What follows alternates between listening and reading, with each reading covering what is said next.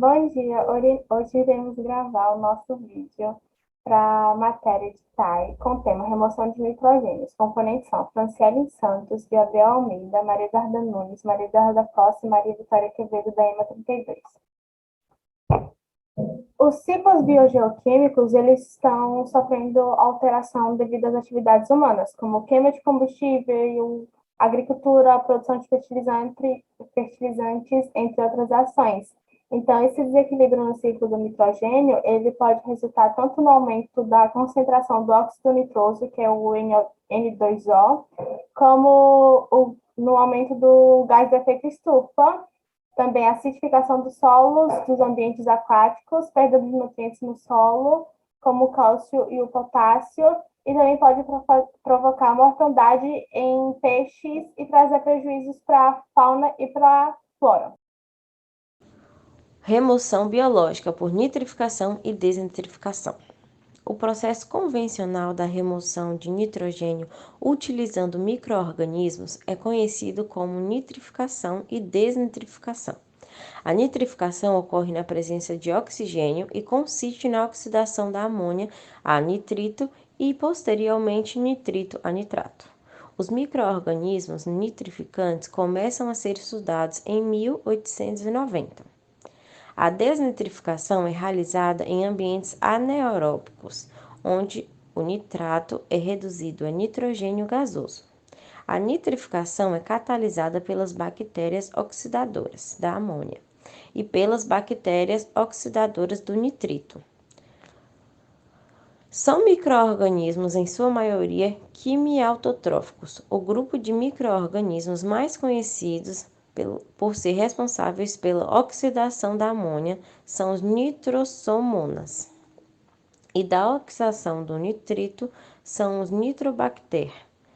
Os nitrosomas possuem velocidade de crescimento menor do que as nitrobacter e, por isso, quase não há acúmulo de nitrito.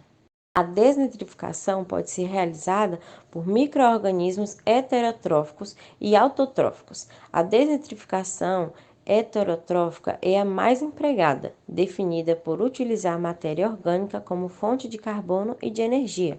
As bactérias heterotróficas apresentam alta velocidade de crescimento específico, valor muito maior quando comparado com as bactérias nitrificantes. O oxigênio dissolvido deve ser mantido em baixas concentrações para não interferir na desnitrificação. A fonte de carbono orgânica é utilizada como doador de elétrons, podendo ser originada da própria água residuária ou inserida externamente, tendo como exemplos o metanol, acetato, etanol e glicose. Nitrificação e desnitrificação simultânea é o processo que é conhecido por NDS, em que o lado do lodo ativado opera com um tempo de retenção de sólidos suficientemente altos para que a nitrição ocorra mesmo com baixa concentração de oxigênio, dissolvido tudo no tanque de aeração, situação em que é possível a manutenção de condições anóxicas no interior dos flocos e a ocorrência da desnitrificação. Em países de clima tropical, muitas estações de tratamento de esgotos foram construídas ou estão sendo projetadas para operarem sob as condições da variante do processo de lodo ativado, conhecida por aeração prolongada, reconhecimento eficiente na remoção da matéria orgânica e na nitrificação do esgoto. Estações podem ser adaptadas para estas novas condições, de forma a se obter o benefício técnico e desnitrificação e o ganho econômico relativo à redução no consumo de energia elétrica para a aeração. Sharon é uma técnica que é empregada no tratamento biológico de efluentes e ele utiliza altas cargas de nitrogênio. É uma proposta da Universidade Técnica de Delft, na Holanda, e ele se baseia na interrupção do processo de nitrificação. A nitrificação ela é bloqueada em uma etapa intermediária e isso mantém o nitrogênio na forma de nitrito, para que, de uma forma anaeróbia, haja uma futura conversão do nitrito a nitrogênio gasoso. Isso é chamado de desnitrificação heterotrófica pela adição de uma fonte externa de carbono. economizando assim a energia e doadores de elétrons. Dessa forma, o descarte dos organismos que oxidam o nitrito, ele é feito de acordo com a idade do lodo, porque deve ser escolhido baseado na idade mínima para manutenção dos organismos que oxidam esse sistema. Os parâmetros operacionais que são mais importantes no processo Charon são pH, temperatura, tempo de retenção hidráulica, tempo de retenção de sólidos, presença de bicarbonato e oxigênio dissolvido. A alta taxa de crescimento específico bacteriano é favorecida por uma temperatura de 30 graus Celsius e uma faixa de pH entre 8 e 8,5. E, ao utilizar esses parâmetros, é possível diminuir os custos e a demanda de espaço, visto que não é necessária a retenção do lodo. E o processo de conversão de amônio em nitrito é um processo acidificante, e ele pode ser neutralizado através do bicarbonato, que é encontrado no efluente rico em amônio. Os pontos positivos do processo Charon são os baixos custos de implantação, operação e manutenção, visto que o sistema ele é constituído apenas por um reator e o custo com a aeração é diminuído. Mas, apesar disso, a manutenção de temperatura do sistema é um dos principais pontos negativos, porque é uma dificuldade ainda. E o processo Charon ele é viável para a remoção de amônia e também pode ser utilizado como pré-tratamento para o processo Anamox. Esse processo Anamox ele vai envolver uma oxidação da amônia, né? O objetivo principal dele é oxidar-se a amônia, quebrando ela, tá? E que aí a gente vai ter como produto, um dos produtos, o gás N2. E esse processo de Anamox, ele envolve bactérias. Geralmente são 5 tipos de bactérias aplicadas a esse processo, né? Você pode escolher algumas delas ou combiná-las para conseguir oxidar a amônia e assim ocorrer a quebra desse processo. É um processo relativamente novo e começou a ser aplicado mais a partir de 1999. E desse período até 2012 houve um crescente número de artigos científicos falando sobre esse processo. Só para vocês terem a noção, em 2012 foram mais de 300 artigos publicados só naquele ano referente a este processo da oxidação da amônia. Uma das vantagens do processo Anamox é que ele vai dar robustez, ele não tem uma necessidade contínua de carbono e tem um menor consumo de oxigênio. Então, você não vai precisar fornecer tanto oxigênio para aquele processo de oxidação da amônia. Mas, como desvantagem, ele vai ter um baixo crescimento celular, o que também pode ser corrigido, e também um longo tempo de partida. Ele demora muito para se iniciar. E sobre o crescimento celular, você tem algumas técnicas que vão ajudar nesse processo para corrigir esse problema. Aqui eu trouxe um ciclo do nitrogênio, a desenfricação dele, a nitrificação, dentro do processo Ananox.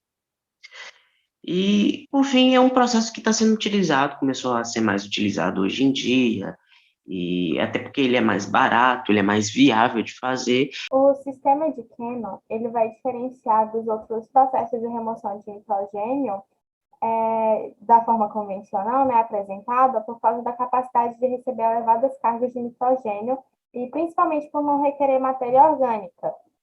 Então, a sua remoção de nitrogênio ocorre em 2 etapas. A primeira é a nitrificação parcial e a segunda é a oxidação da amônia por organismos anaeróbicos. Então, ela pode ser executada em um mesmo reator aerado. Essas etapas elas podem acontecer devido à interação estável entre as 2 populações de bactérias, que são as bactérias aeróbicas do tipo nitrosomas e a anaeróbica do tipo Plactomycetes, que é a de Anamox. Então, o processo de Cannon, ele vai depender dos parâmetros operacionais específicos, como oxigênio dissolvido, carga de amônia, espessura do biofilme, temperatura, concentração de nitrito. Então, todos esses fatores eles devem estar bem ajustados para que ele ocorra com efetividade. A maioria dos sistemas de Cannon ele é operado a temperaturas que podem variar entre 30 a 35 graus Celsius. E em condições de limitação do oxigênio e de baixa quantidade de receptores de elétron, a amônia é nitrificada parcialmente a nitrito por nitrificadores aeróbicos, que são as nitrosomas, e depois, como observado nessa primeira equação, e depois as bactérias anaeróbias da Dianamox, elas são oxidantes de amônias, né, que são o planctomiceto. E aí elas vão consumir o nitrito gerado na etapa anterior e vai converter a amônia em gás nitrogênio, como visto nessa segunda equação. E a combinação dessa primeira equação com a segunda equação, ela vai resultar na remoção completa do nitrogênio, como visto aqui. Agora, para concluirmos tudo, né, os processos mais recentes de remoção de nitrogênio, eles trazem vantagens consideráveis quando nós comparamos eles aos processos convencionais, que seriam a nitrificação autotrófica, completa também seguida de desnitrificação heterotrófica. A temperatura, a concentração de oxigênio dissolvido, a presença de inibidores, a alcalinidade, a presença de metais pesados, eles são parâmetros que interferem diretamente na eficiência do processo convencional. E para o processo convencional, nós utilizamos 2 reatores, e enquanto o processo de nitrificação e desnitrificação simultânea podem ocorrer em um único só reator. E a partir da ocorrência de um gradiente de concentração de oxigênio no biofilme ou no floco microbiano, que também tem o sintroficismo, que são entre as bactérias desnitrificantes, aeróbicas e também nitrificantes heterotróficas. O processo Charon é baseado na nitrificação parcial, ele também requer o baixo TDAH e altas temperaturas para promover a seletividade dos micro-organismos, que são nitrantes e também do reator.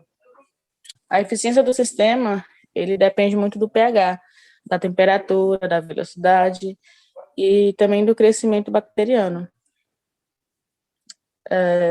Os sistemas do tipo Anamox, eles também requerem um alto controle operacional, só que, entretanto, eles dispensam o fornecimento de oxigênio e de doador de elétrons, que também tem como vantagem a robustez, ou seja, a capacidade de acumular elevadas cargas de nitrogênio.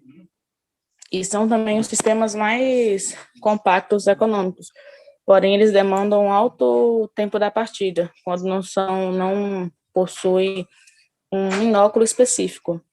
Eles também possuem um baixo crescimento celular e dependem de mecanismo para a retenção celular. O processo ele também é influenciado pela temperatura, pelo pH, pelo oxigênio dissolvido, a demanda química de oxigênio e a carga de nitrogênio.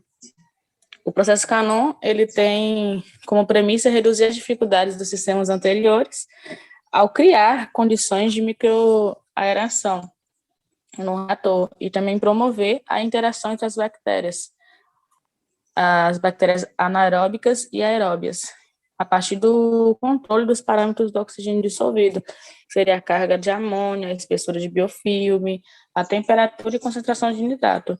São sistemas de baixa demanda de oxigênio que também não requerem doador de elétrons, podendo também ser realizados em um único reator. Muito obrigada por terem assistido esse é o nosso trabalho. Espero que tenha contribuído para o tema. Até mais.